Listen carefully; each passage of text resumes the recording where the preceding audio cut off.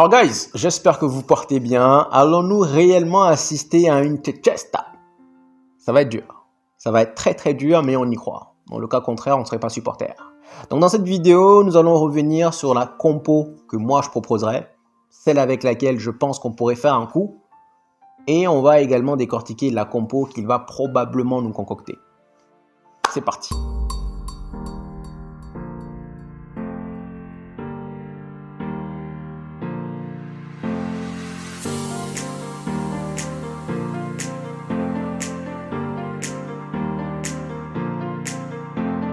Guys, on ne va pas se mentir. Liverpool est clairement le favori pour ce match. Cette saison, à domicile, Liverpool en 9 matchs, c'est 7 victoires, 1 match nul et une seule petite défaite. Je répète une nouvelle fois, 7 victoires, 1 match nul et une seule petite défaite. Ils ont marqué 18 buts et on a encaissé seulement 6. A contrario, Manchester United à l'extérieur, en 9 matchs également, c'est seulement 2 petites victoires, 3 matchs nuls et 4 défaites. Avec en prime un goal average de moins 2, puisque nous avons marqué 8 buts et on a encaissé 10. Donc clairement, ce n'est pas à notre avantage. Et en plus de cela, cerise sur le gâteau, guys, saviez-vous à quand remonte la dernière victoire de Manchester United à Anfield? Une idée? Ah, c'est blessant. La dernière victoire de Manchester United à Anfield remonte au 17 janvier 2016. 9 ans. Et je me rappelle de ce but comme c'était hier. Un but de Wayne Rooney. Un but où Liverpool nous avait dominé de fond en comble. Klopp, c'était la première saison de Klopp. Klopp venait d'arriver. Il y avait encore Van Gaal. On marque un but tout pourri. Fellaini et Rooney qui remet. On gagne. Sur le coup, on était content parce que franchement, ce match-là, Liverpool a eu je ne sais pas combien d'occasions. Ils nous ont dominés, ils nous ont maltraités. Et on gagne le match 1-0. Sincèrement, si le scénario pourrait se reproduire demain... La dernière victoire de Manchester United remonte sous Van Gaal. Ni Mourinho, ni Ole, ni Ten Hag, ni Rangnick. Aucun de ces coachs n'a pu aller chercher une victoire en Anfield. 9 ans. En réalité, ça devient limite mentale. Un peu comme Chelsea. Chelsea, ça fait 11 ans qu'ils ne sont pas venus gagner à Old Trafford. Donc même quand nous sommes nazes, nous sommes nuls, on sait que Chelsea ne gagnera pas. Donc demain, c'est la même chose pour nous. C'est-à-dire que même dans le cas où, dans le pire scénario empirique pour Liverpool, ils font un match catastrophique, ça va être très compliqué pour Manchester United. Mais encore une fois, guys, on y croit. Dans le cas contraire, on ne serait pas supporter. On y croit. La dernière victoire de Manchester United remonte à un but de Wayne Rooney, 2016. Aïe. En fait... ça veut dire également que le temps passe vite. Ça passe très vite. Ça fait déjà 9 ans et je me rappelle de ce but comme c'était hier. 17 janvier, là nous serons le 5, donc quasiment jour pour jour, 9 ans. Donc, guys, voici la compo avec laquelle moi j'irai. Malheureusement, je sais qu'il partira jamais avec, mais je sais que si jamais on arrivait à aligner cette compo, je me dis qu'on allait quelque part augmenter nos chances. Comme vous pouvez le constater, Onana dans les cages. Ensuite, je suis parti avec De Ligt, avec Mazraoui, De Ligt et Leny Yoro. Pourquoi j'ai mis Leny Yoro à gauche? Je crois que lors du dernier match contre Newcastle, quand il a fait son entrée, il était à gauche. Et je me dis, j'ai besoin de lui pour pouvoir essayer quelque part de bloquer Salah. Salah est dans la forme de sa vie, guys. Salah, actuellement, c'est 17 buts. 17 buts, s'il vous plaît. 13 passes décisives. Quand vous regardez le deuxième meilleur passeur de Liverpool, c'est Trent Arnold. Et celui-ci est né à simplement 4. Donc, est-ce que vous voyez le gouffre qu'il y a? Mo Salah, meilleur buteur, meilleur passeur. 13 passes décisives à lui seul. Et le deuxième en a 4, le troisième en a 3. Conclusion, le deuxième plus le troisième plus le quatrième n'attendent pas Mo Salah en termes de passes décisives. Ni en termes de buts d'ailleurs. Incroyable. Donc, moi, je mets Leny Yoro parce que je pense qu'il est vif, il est rapide, et on l'a déjà vu à l'œuvre. On l'a déjà vu contre Mbappé. Il a été excellent quand il a joué contre Mbappé à Lille, et je me dis peut-être pourquoi pas. Parce que quand il est rentré contre Newcastle, justement, il est entré à gauche. Et pour moi, il avait fait une bonne entrée. Il était rentré justement à la place de Martinez. Donc voici ma défense. Honnêtement, je me dis cette défense, elle est compacte, elle est solide et elle pourra vraiment nous permettre de tenir le coup. Du moins pendant les 20-30 premières minutes, voire même pendant la mi-temps. Ensuite, j'ai opté pour Malacia. Malacia en tant que latéral gauche. Malacia, on se le dit encore et encore, c'est un ça, pas besoin de le répéter. Mais je me dis, il a quand même de bons vieux os défensivement. Et je me rappelle de son match justement lors de notre victoire 2-1, but de Sancho et but de Rashford. Lors de notre victoire 2-1 à Old Trafford, il avait été solide et costaud contre Mohamed Salah. Donc j'ai besoin de ces deux-là qu'ils fassent le match de leur vie pour pouvoir vraiment bloquer Mohamed Salah. Tu sors Mohamed Salah quelque part du game, tu augmentes tes chances. Ça ne veut pas dire que tu vas gagner, mais tu augmentes tes chances. Ensuite, je suis allé avec un double pivot. Et là, plutôt que de mettre Martinez en défense, je me dis pourquoi pas, on ne l'a jamais fait. C'est-à-dire que oui, apparemment, moi je n'ai jamais vu faire, mais apparemment, il a déjà exercé ce rôle quand il était à l'Ajax. Pourquoi pas ne pas l'essayer lors de ce match? Vous avez un duo, Ugarte-Martinez, ça va aller dans tous les sens. Ils vont aller récupérer le ballon, ce sera des vrais charognards. Voici mon double pivot. L'ennui, c'est que je ne pense pas qu'il va le faire. Ce double pivot là, guys, je n'ai pas envie de vous dire que ce sera un double pivot gagnant, mais honnêtement, je pense qu'il y aura beaucoup d'énergie et je me dis que Martinez peut renvoyer des passes. Martinez peut être bon défensivement, peut récupérer des balles, il peut commettre des fautes, mais justement, ils vont se partager la tâche avec Ugarte. Ensuite, à droite, j'opte pour Anthony. Et là, encore une fois, je sais qu'il ne mettra jamais ça. Anthony, il veut le voir partir. Il veut le vendre. Donc, pour moi, je mets Anthony parce que j'ai besoin d'Amad Diallo. J'ai besoin qu'Amad Diallo soit dans son match. Et à chaque fois, malheureusement, qu'Amad Diallo est associé avec un piston à vocation défensive, il n'est pas dans son match. Chaque fois, vous l'avez remarqué, chaque fois qu'Anthony rentre, on a l'impression qu'il renaît. Ensuite, je suis allé avec un Kobbie Mainoo en 10.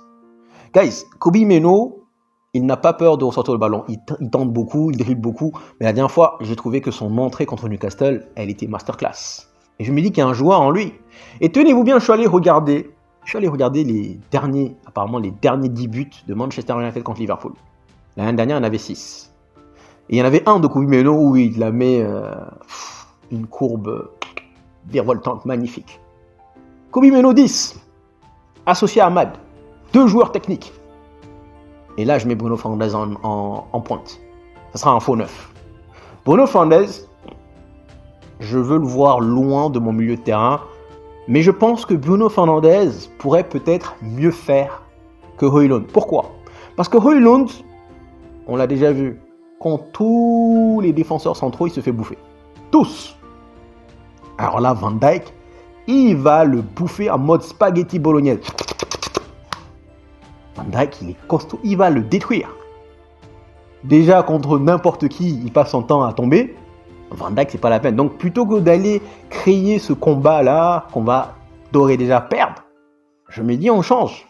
On met un Bruno Fernandes en faux neuf. Et celui-ci aura pour mission de rentrer, de venir densifier le milieu de terrain pour apporter son soutien à Ugarte et à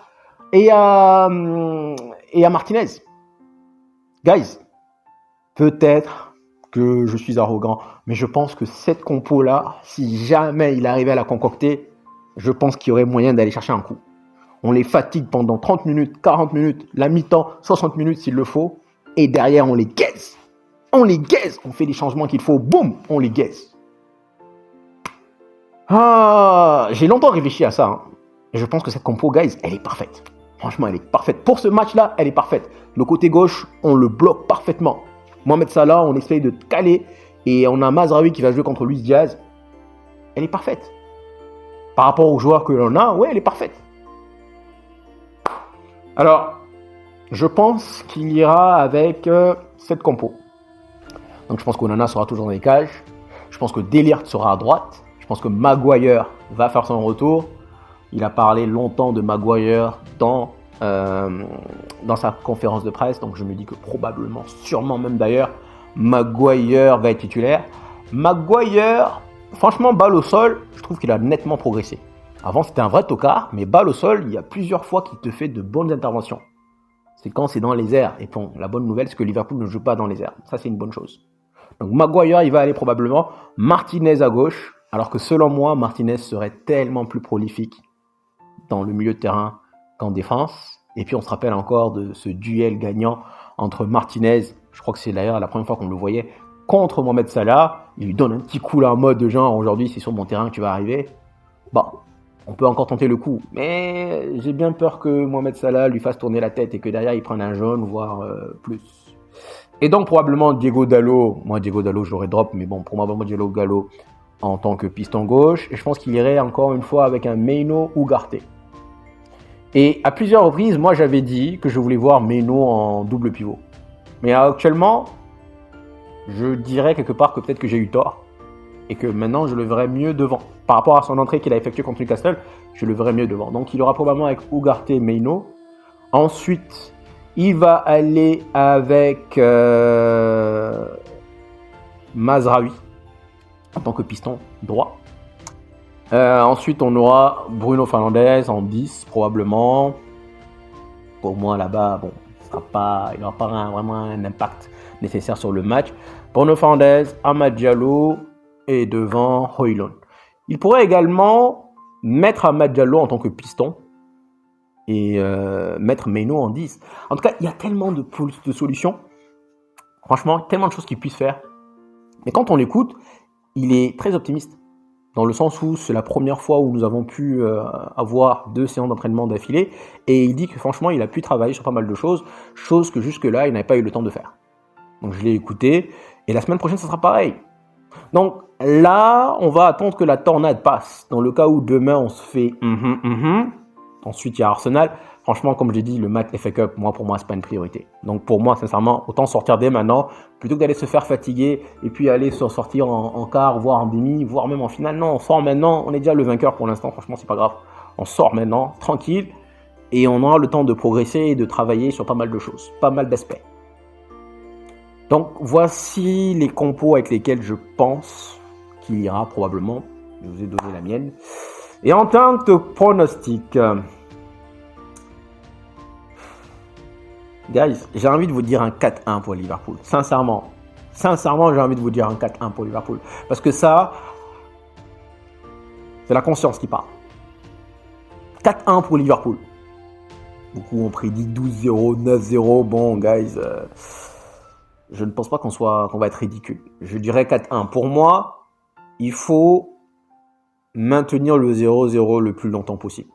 Ou alors, si on peut marquer un but rapidement. Mais ce qui est sûr, c'est que Højlund, il aura 1 voire 2 occasions nettes à lui de les mettre au fond.